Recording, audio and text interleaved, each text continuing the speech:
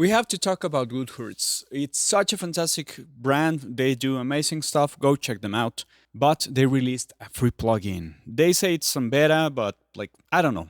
It's super good. Let's check it out. Straight from Mexico City, my name is Juanches. So, they released this plugin, the LA210, an Opto comp, a tape, and a soft clip as free as the freeway. And as usual, Goodhertz always adds some little twist in it. I think it probably was my first video on this channel, the one about Tupe, where I talk about what should come first, either saturation or compression, or I use this plugin to explain. Because they have a really good idea of how to bring versatile tools into our DAW. If you haven't checked out this product, also go check it out. It will be linked in the description of this video. In the meantime, I'll show you this.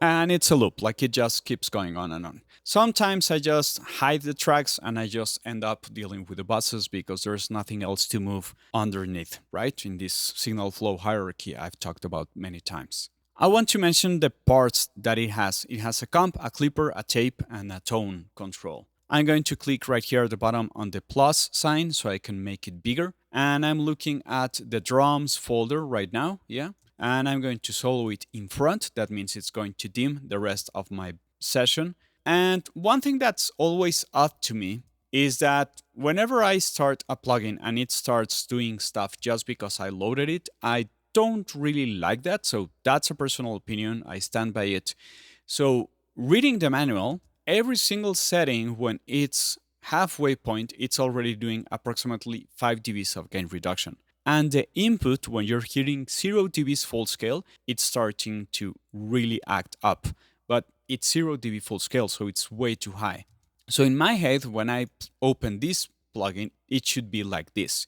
Opto at the minimum, clipper at the minimum, tape at the minimum, and tone control at the middle because it's going to make things either bassier, lower frequencies, or it's going to give you a higher end. It's basically a tilt EQ. On the right side, just as Tupe, you can change the order in which things are going on, and this helps you really develop character on some things that you're doing. So for example, one idea that I would really try and work into is maybe go into clipping first so that those spikes don't affect the tone of the tape, and then going into compression if you're dealing with something like drums, because we know that the peaks usually are sometimes, some are further ahead, some aren't. So if I'm looping this,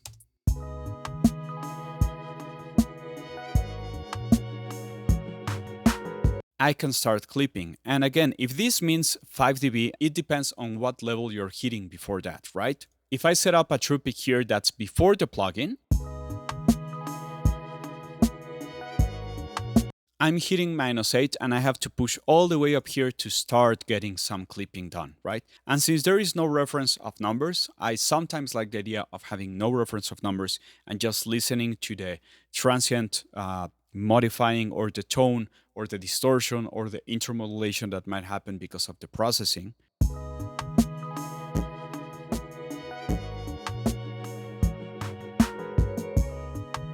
And there's another knob that's not too obvious that really helps with how fast the processing is working. This applies to the 3 of them, right? I'm going to explain each one by one. But if you're looking for some slowish processing, you might want to go something like this, maybe around 40. But if you want faster, closer to an 1176, you might want to go faster. As you will hear, as soon as I start making this thing go a lot faster, it's going to start biting and giving this extra distortion on the transient.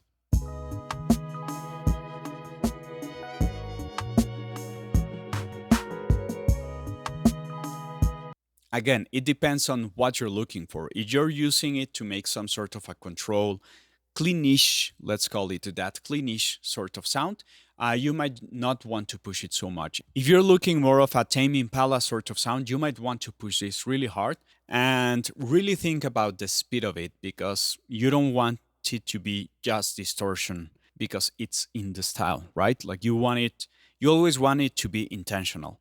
So maybe for drums, you might want to clip a little bit, and then with the tape, what this knob is doing. I love the idea of having tape saturation, but I don't know if I like that it also adds tape whoa just because. In short sounds, if you do something like this, maybe on something like a snare, it won't be a big thing. You could even get some really fast effects that might get you into some Prince snare sounds and other stuff like that. But when you're doing something melodical harmony, you're going to get that extra vibrato that might not be useful. And if you're hitting way too much with this, you might also mess up the transients of your percussions or rhythm section.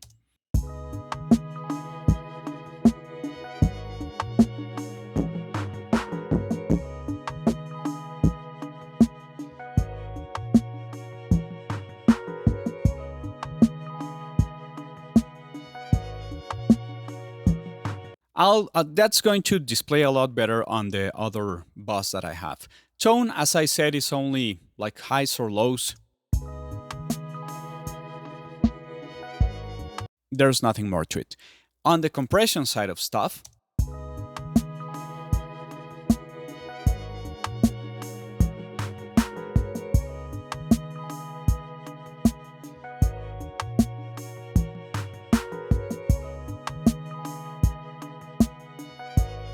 since it's doing optical compression, please always remember that optical compression, it's musical. The actual definition of why you could call it musical is because it's program dependent. That's the audio engineering phrasing.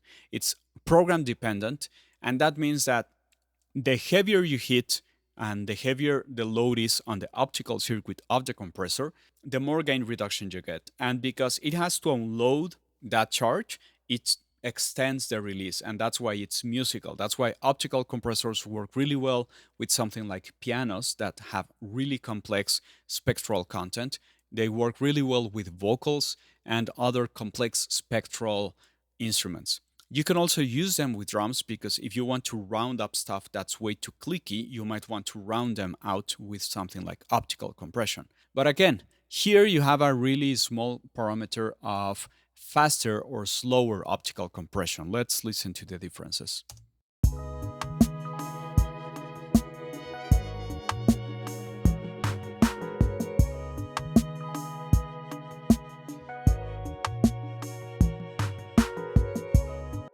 And even though it seems, if you're not being able to listen the difference between one or the other, there's always a sweet spot with optical compression where you're really enhancing the fundamental frequency that your signal has. In this case, since it has a kick drum, there's a really good sweet spot where you're actually really enhancing the kick drum. So let's adjust first the clipper, then the tape, then the comp, and I'm going to try and take the most out of the duration of the kick drum.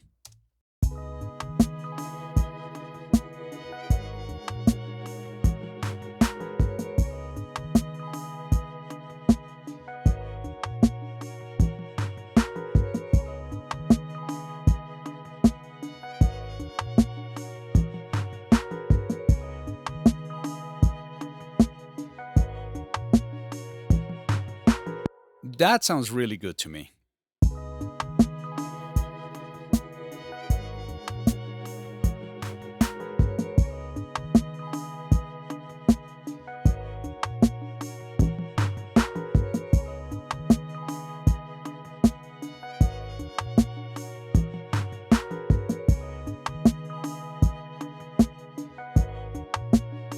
Remember that if you hold Option and left click, the parameter is going to reset itself. One thing that I found myself struggling a lot with in this plugin is that whenever I click a slider, it's moving to that place. I hate it. Please change it. Please change it. Like, that's inviting everyone to just make mistakes and moving and changing their parameters. Like, disable that or give us an option on the right click menu, because I really don't like that way of working. You have many options that you can change with the right click at the bottom. You can copy to the clipboard, you can paste from one plugin to another, you can reset all of the plugin, you can create new presets, you can change preferences of several different things. You can add a couple of tooltips here and there. I think there should always be some sort of keyboard shortcut to making things bigger or larger by a certain percentage, even though you can drag them out. I don't know, like it's just an opinion. You can also change this metering so you can see the total of harmonic distortion that you're adding. And there's a great topic that I would like to maybe someday talk about why this harmonic distortion should be thought of as decibels instead of just a percentage, because it doesn't make any clear sense of why 5% is way too much, on why maybe some microphones could have a certain specification in a decimal number that's percentage of THD. But yeah, like maybe thinking about harmonic distortion on dBs makes a lot more sense, because then this 10% means something, right? There's nothing too much more to explain regarding this plugin, but let's listen to it in the harmonic context, right? And I set up this automation because you can really mess this plugin up. And honestly, Goodhertz makes these really precise plugins that won't break. They make this floating internal programming where you're not able to clip the plugin itself.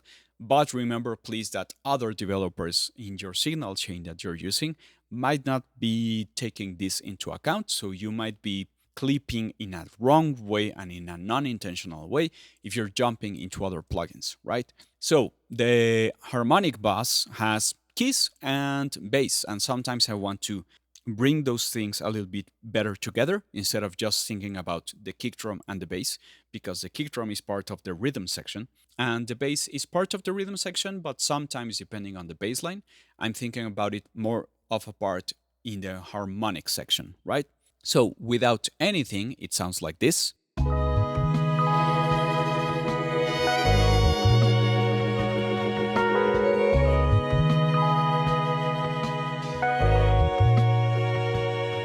And without the automation, I did something like this.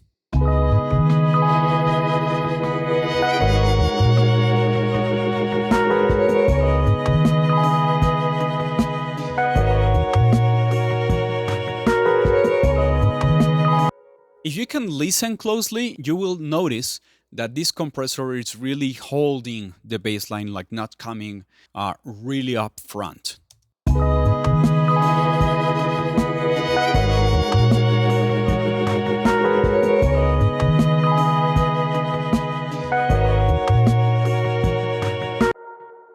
I have a little bit of tape. I'm also taking advantage of this being wobbly enough so it feels lo-fi-ish, right? But if I take advantage of the tape automation to give this wow effect on the harmonic session when the bass line is not playing, I get something like this.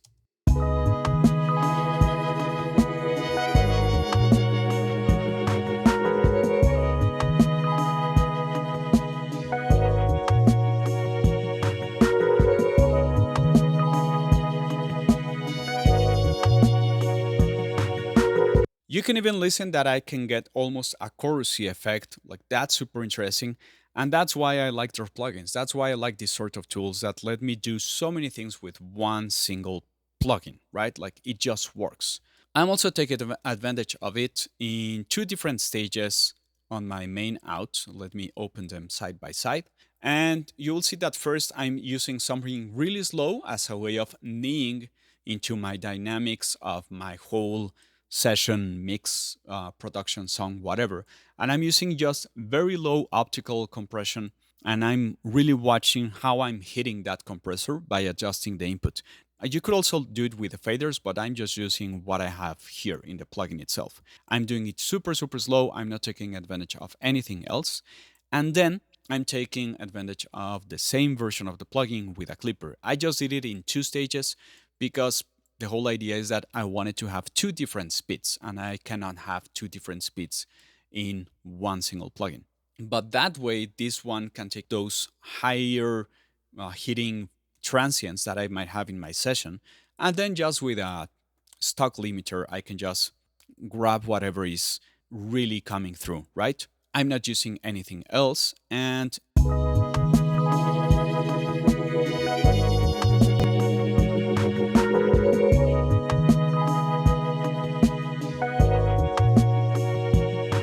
one really big suggestion, even by Goodhertz themselves on their manual, is that you should always use their master on off instead of the plugins.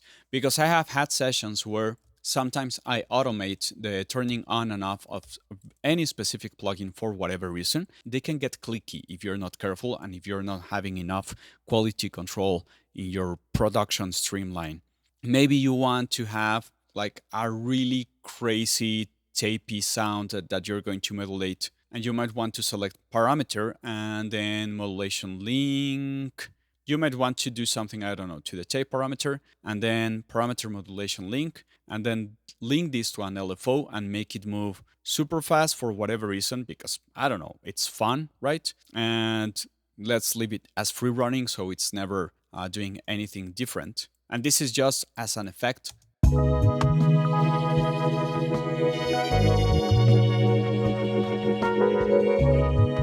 And you have no clicks and no glitches whatsoever. They really, really do that super well. And another thing is that remember that I'm using my switching from read track mode into touch mode, and I can just toggle that. That way, when I need to open a lane for automating anything, I can just do it like that, or I can move myself within the session. I can adjust the parameter, and it's going to write that automation into my envelope. That also works. I turn it off and I'm done, right? Like I can get the plugin on and off internally. And even though it's not going to be displayed here with the bypass on brown, internally it's doing it. So that also works really well. Go check them out. It's a free plugin. Download it. They said on their website that it's going to be free forever. They are running a sale. If you're working on headphones a lot, be sure to check their can opener. It's really, really good. But again, they have so many things that work great. Go check them out. If this video was meaningful to you in any way, you can leave a comment, subscribe to the channel, hit that notification bell. And straight from Mexico City, my name is Juanchis, and thanks for listening.